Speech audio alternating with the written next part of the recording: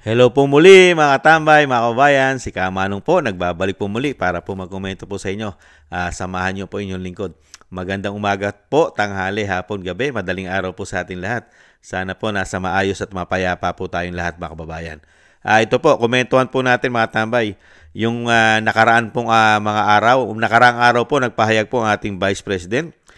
Sinasagot po niya yung mga akusasyon po sa kanyang pagbiyahe. Hindi po ba? Siya po'y sumasagot lamang. At syempre po, sinabihan niya rin po ang House of Representatives na ilabas din po ang kanilang po mga travel record, mga tambay. Umaksyon po at nasaktan po yata ang mga tinatawag na umano na mga buhaya o crocs, mga kababayan. At ito po, nagsalita po ang House Deputy Speaker po na si Rolando Puno, na maglalabas daw po ng travel record kung kinakailangan, mga kababayan. Komentuhan po natin ito at pakinggan po natin ang balita, mga kababayan. Handa naman si House Deputy Speaker Ronaldo Puno na maglabas ng travel records kung kinakailangan. Ito ay matapos ipahayag ni Vice President Sara Duterte na dapat ilabas din ang travel records ng House of Representatives matapos questionin ang madalas na pagbiyahe sa labas ng bansa ng Vice Presidente.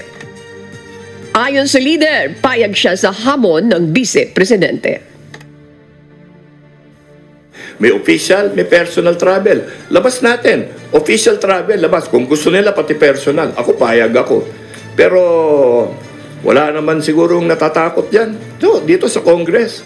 Well, dito naman lahat, nakikita nyo. So, kung meron man nagbabiyahe, yun, sasabihin ko lang, sige, labas natin lahat. Official travel, labas natin lahat. Tapos, ihambing natin yon sa actual travel. Yan. Yan ang maganda yan. Ihambing ang gastos ng mga Pilipino. Hindi po ba 300 plus yan? Ikumpara mo sa isang Vice President. Hindi po ba? 300 plus po ang congressman, ang representative. Di po ba? Representative, congressman ay 300 plus. O ikumpara mo sa isang vice president na karamihan po na kanyang biyahe ay gastos pa niya. Lalong-lalo kung dadalaw po siya sa kanyang tatay na nakakulong at pinakulong, kidnapping. Sa tingin nyo, gagawin po ito ng House of Representatives na ibigay po nila lahat ang biyahe nila, lahat ng gastos? Ikumpara mo sa gastos ng Vice President, sige nga, magiging kahiya-hiya po sa kanila yan. Kasi kaya po sinabi ng Vice President yan, napakarami pong pera ng taxpayer ang nagagastos at nasasayang umano dyan sa institusyon na yan. At siyempre, yung hamon ng Vice President, umpisa yon na ilabas ninyo. Pero hindi naman po tanga ang Vice President. At hindi po tanga ang mga Pilipino. Pag sinabi ng Vice President na ilabas ninyo, sunod-sunod na po yon. Ngayon, malakas ang loob nyo na sinasabi nyo na kung kinakailangan na ilalabas nyo lahat ang inyong mga travel, mga biyahe ninyo. Di po ba? Ang susunod na gusto naman naming ilabas ninyo, kung ilalabas nyo nga yan, ay ang inyo pong nakasaradong libro. Sa dekada na pong panahon na ang libro po ng House of Representatives, ang Kongreso at Senado ay sarado sa publiko ang kanilang mga libro.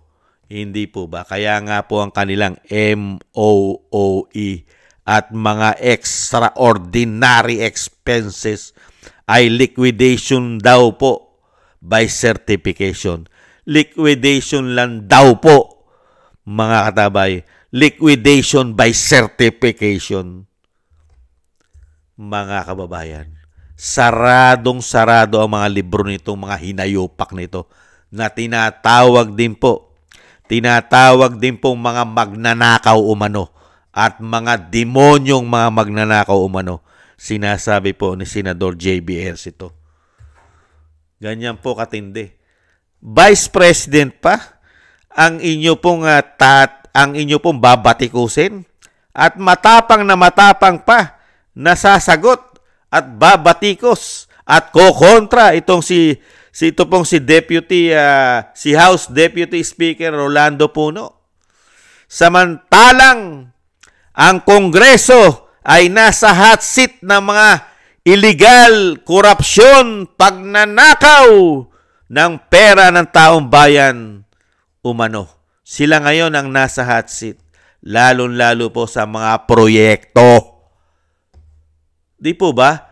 30% lang daw po ang napupunta sa proyekto. Yung 70% ninanakaw na ng mga politikong magnanakaw at ng mga kasangkot nito.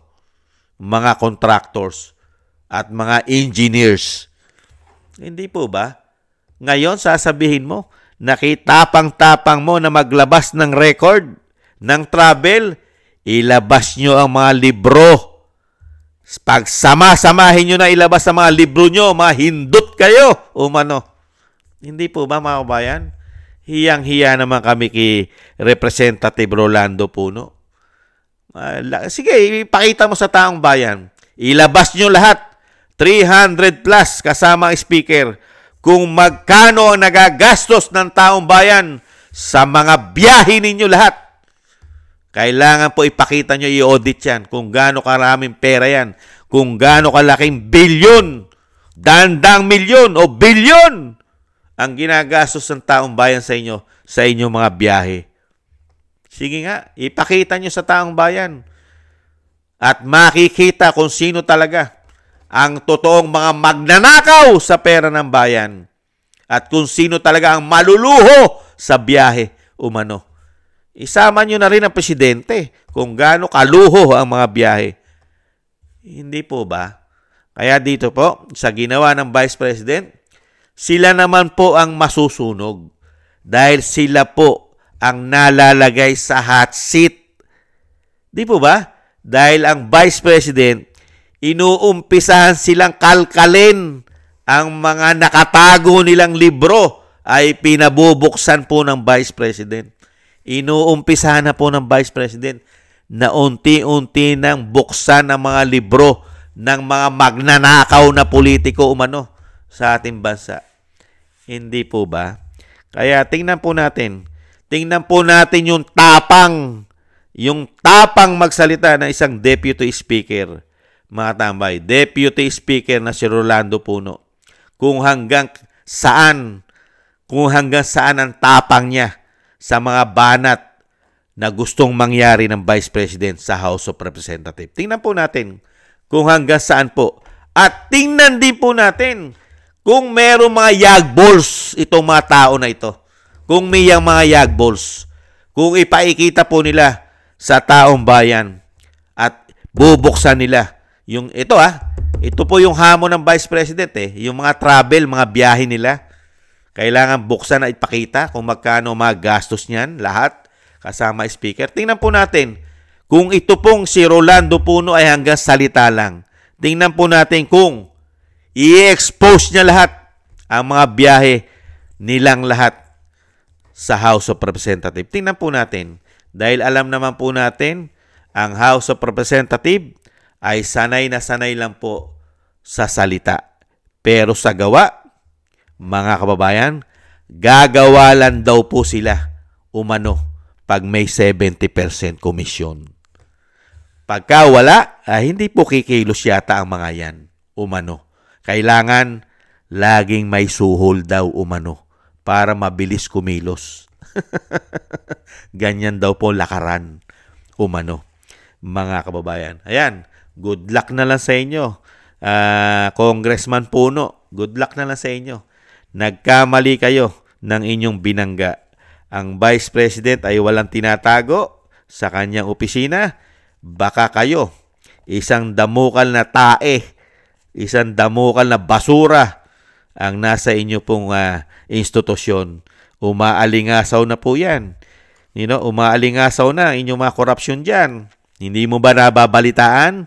Binabalita na sa mainstream media ang mga korupsyon dyan. Hindi po ba mga kababayan? Thank you po sa gusto po ng ating tambayang makabayan sa YouTube at TikTok. At ganoon din po sa mga nagko-comment, like, share, and subscribe. At sa ating po mga subscribers, maraming salamat po sa inyo. Mabuhay po kayo. At thank you rin po sa mga nagbibigay po ng biyaya.